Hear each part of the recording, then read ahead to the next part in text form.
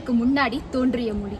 அதே தமிழ் மொழி இன்று வரைக்கும் சிறப்பு மிக்க விளங்குதுன்னா அதற்கான காரணம் நம்ம தமிழ் மொழியுடைய ஆளுமை மட்டும் கிடையாது, அதை பயன்படுத்திய நம்மளுடைய முன்னோர்களும் தான். இந்த தமிழ் மொழியில நம்மளுடைய முன்னோர்கள் நிறைய கருத்துக்களை கொடுத்திருக்காங்க. திருவள்ளுவர் எழுதிய திருக்குறள் தான் இன்னைக்கு வரைக்கும் உலக பொதுமறையாவே இருக்குது. கம்பன் எழுதிய கம்ப ராமாயணம் வால்மீகி ராமாயணத்தை விடவுமே சிறந்ததா இருக்குது. இப்படிப்பட்ட நம்மளுடைய முன்னோர்கள்ல வர்ற ஒரு வரிசையில தான் ஔவையாரை பத்தி நான் இன்னைக்கு பேச வந்திருக்கேன். இடைக்கால ஔவையார், சங்ககால ஔவையார் அப்படின்னு சொல்லிட்டு ஔவையார்ல பலவிதமான ஔவையார்கள் உண்டு. ஆனா நான் இன்னைக்கு சொல்ல போற இந்த ஔவையார் தான் எல்லாருக்கும் தனி சிறப்புண்டு அப்படின்னு சொன்னாங்க. இவங்க கம்பர் வாழ்ந்த காலத்துல வாழ்ந்த ஔவையார். இவங்க கம்பர் வாழ்ந்த காலத்துல ஒரு நாளைக்கு சோழ அரசவைக்கு சென்றிருக்காங்க. அப்படி சோழ அரசவைக்கு அவங்க போகும்போதே என்ன இருக்குது அப்படின்னா, அதே இடத்துல கம்பருடைய கம்பராமாயணத்தை பத்தி நம்மளுடைய சோழ அரசர் புகழ்ந்து பேசி இருந்திருக்காரு. அதை பார்த்த நம்மளுடைய ஔவையார் சரி ஏதோ புகழ்ந்து பேசுறாங்கன்னு சொல்லும் போது அப்போ சோழர் சட்டுன்னு சொல்லிட்டு ஒரு விஷயத்த சொல்றாரு. கம்பர் எழுதியதை போல அந்த ஒரு கம்பராமாயணத்தை யாராலையுமே எழுதிட முடியாது. அதாவது கம்பரை போல யாராலையுமே எந்த ஒரு கவிதையுமே எழுதிட முடியாதுன்ற மாதிரி அர்த்தத்துல அவர் அந்த இடத்துல ஒரு வார்த்தையை விட்டுட்டாரு. இதை பார்த்த நம்மளுடைய ஔவையாருக்கு ஒரு கவிதையை புகழ்றதுக்கோ அல்லது ஒருத்தர் எழுதிய ஏதோ ஒரு பாடலை புகழ்றதுக்கோ அதுக்கு அதோடைய இருக்கிற சிறுநயமோ பொருள் நயமோ இருந்தா சரிதான். ஆனா அதே சமயத்துல அவங்களுடைய பெயருக்காகவோ அல்லது அவங்களை நமக்கு பிடிக்கும்ன்றதுக்காகவும் மட்டுமே அவங்களை நம்ம புகழ்ந்துடக்கூடாது. ஆமா, கம்பராமாயணத்தை கம்பரை தவிர வேற யாராலையுமே படைக்க முடியாதுதான். ஆனா அதற்காக கம்பரை போல யாருமே இல்லைன்னு சொல்றது எந்த விதத்துல சரின்னு சொல்லிட்டு அவர் ஒரு பாடலை பாடுறாங்க. வான்குருவியின் கோடு வள்ளற்கு தொல்கரையான் தேன் சிலம்பி யாவர்க்கும் செய்யறிதால் யாம் பெரிதும் வல்லோமே என்று வலிமை சொல்ல வேண்டாம் கான் எல்லாருக்கும் ஒவ்வொன்றே எளிது. இந்த ஒரு பாடல்ல தான் அவங்க சொல்லி இருக்காங்க, ஒவ்வொன்றுக்கும் தனி சிறப்புகள் உண்டு.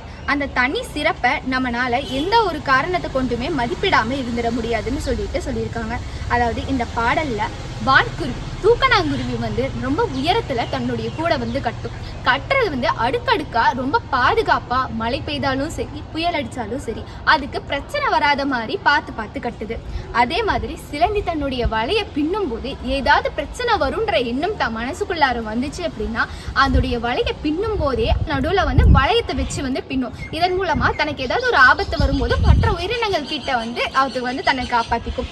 அதே மாதிரி தேனானது தன்னுடைய கூட கட்டும் போது ரொம்பவே பாதுகாப்பா உள்ளார நிறைய விதமான அறைகளை வச்சு அதுக்குள்ளார நிறைய விதமான, அதாவது அதோடைய ராணிகள் வேலை செய்யறவங்கன்னு சொல்லிட்டு தனித்தனியா வாழ்றதுக்கான இடங்களை அமைத்து அது கட்டுது. அதே மாதிரி அரக்கு, இந்த அரக்குன்ற ஒரு உயிரினம் தன்னுடைய ஒரு திரவியத்தை இது மரத்துல வெளியிடும். அது காத்தோட சேர்ந்துதான் அரக்கா மாறுது. எறும்பு தன்னுடைய எறும்பு கூட்ட, அதாவது தன்னுடைய எறும்புகள் வாழக்கூடிய வீடை ஒரு இடத்துல பார்த்தோம்னா உள்ளார தோண்டு மண்ணு போயிட்டே இருந்திருக்கு.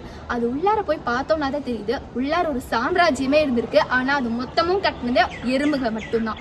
அப்படி இருக்கும்போது ஒவ்வொன்றுக்குமே தனி சிறப்புகள் இருக்குது. ஆனா இது எல்லாத்தையுமே அது செய்யுதுன்றதுனால மனிதர்களால நம்மளால செய்ய முடியுமா? தேன்கூடு போல ஒரு கூட்டை கட்ட முடியுமா? எறும்பு அமைத்தது போல மண்ணுக்குள்ளார ஒரு சாம்ராஜ்யத்தை அமைக்க முடியுமா? அதே சமயத்துல கரையான் தன்னுடைய சின்ன வாயை வச்சு குட்டி குட்டியா ஒவ்வொரு ஹோல்ஸுமே வச்சு தன்னுடைய புத்தை கட்டும். அந்த மாதிரி நம்மளால செய்ய முடியுமான்னு கேட்டா கிடையாது. அதுக்காக 5 அறிவு உள்ள அந்த பூச்சிகள் தான் ரொம்ப சரியானது, அதாவது ரொம்ப வலிமை வாய்ந்தது.